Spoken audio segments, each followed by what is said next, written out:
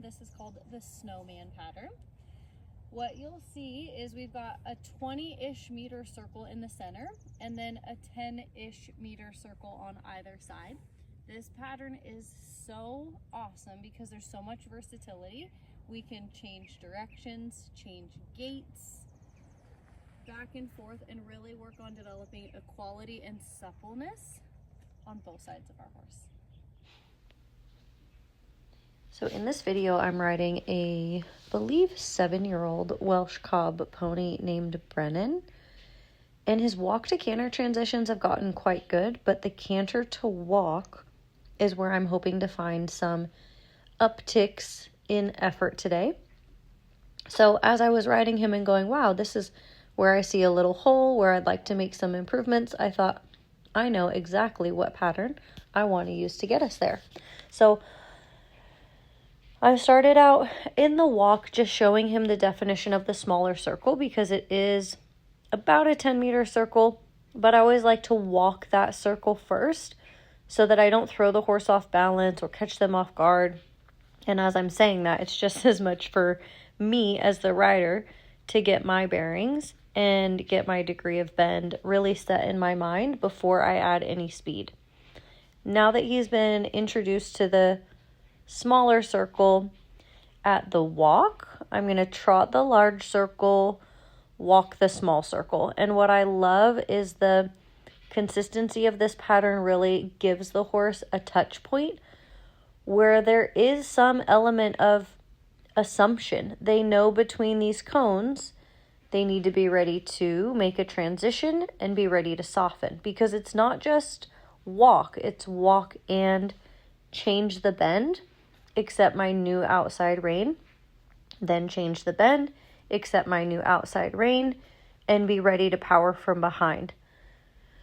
So I think this pattern makes such a great opportunity to take advantage of the positive side of assumptions, that our horse starts knowing what's coming.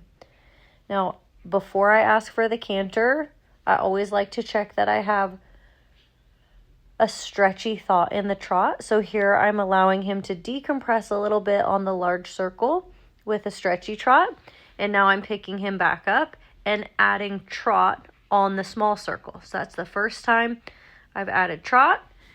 And now we can go trot to canter. So I want you to see here, I'm really taking him through the paces, so to speak. I'm showing you guys how to layer it, because we can get so direct line and go, well, I'm going to work on canter to walk or walk to canters today.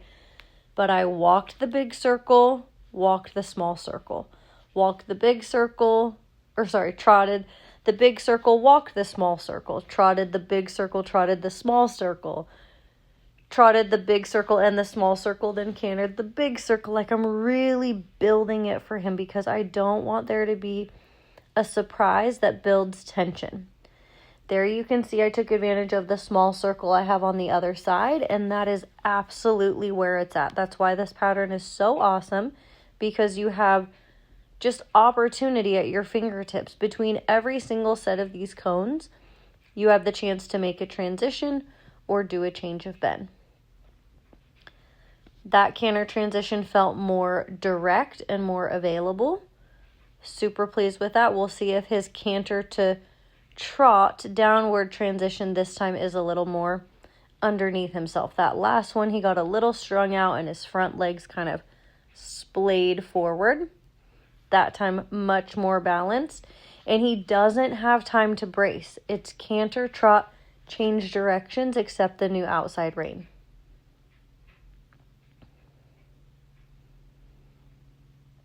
That's okay. There was a little misfire there.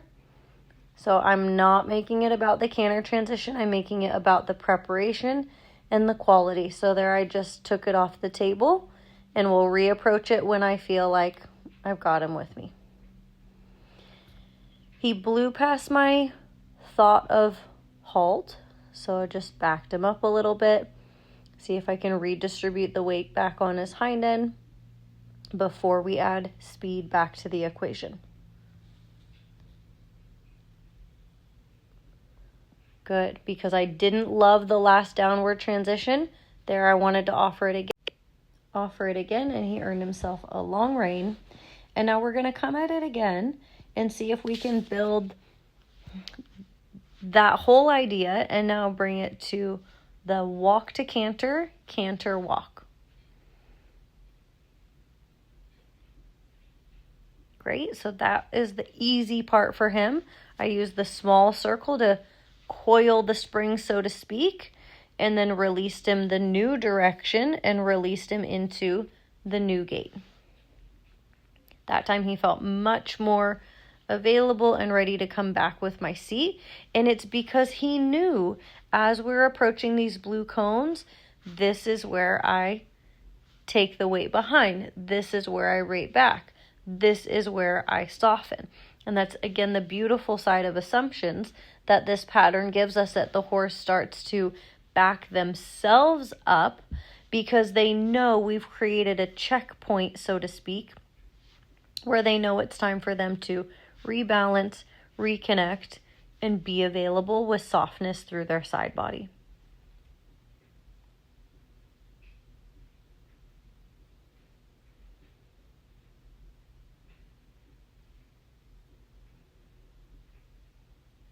Great. And I want the big circle to feel like a good deal, like feel like they really get released to the canter. Was really happy with that downward. He really was under himself behind, didn't fall into my hand, and he was ready to not only downshift, but change the bend, change directions. Very good. So through repetition, horses are amazing pattern animals, and this consistency gets to do some of the teaching for me. Awesome. I was super happy with that one and the feeling that he gave me in my hand. So he earned himself another long rein and another break. Now we're going to approach the same conversation from the other side. A new direction, new horse. We're going to start back at square one and show him the small circle at the walk first. Then trot the big circle, and we'll add this layer by layer until we get to the trot canter, then walk canter, and canter walk.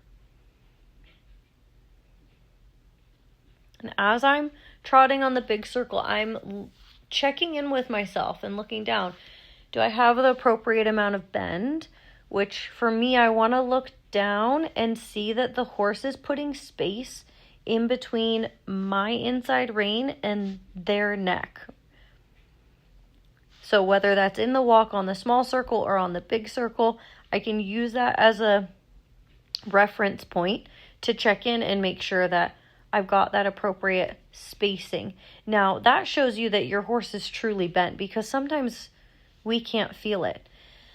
What I often see is that people will overbend the neck. So with it being said of having a visual reference, I don't want my horse to bring their nose past the point of their shoulder. If they come past the point of the shoulder with their nose, I'm in a control maneuver where I'm getting control of the horse. And in that moment that the nose is over the point of the inside shoulder, they're going to be falling on the outside shoulder. So I try to keep it in line with the point of the shoulder, but not past it. If it goes past it, I'm actually pulling my horse out of balance. So you can see we got to trot the big circle, trot the small circle, trot to canter. There I didn't feel like he was really coming under with his left hind, so I threw in a second small circle because I really believe that whatever I have the moment before I add energy is what I'm going to get more of. So if I'm not pleased with the small circle, I can always rinse and repeat and make this pattern work for me. That time I felt like he really came through for me.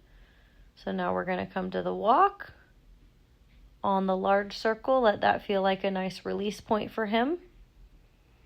You can see I'm really following and trying to make this feel like, you know, for as much compression as this pattern often offers, I'm offering him just as much of an opportunity to decompress in between. So now we're walking the small circle, and I think I'm getting ready to do a walk to canter right here. So I'm changing bend. Very good. And then I want this to feel like a good deal.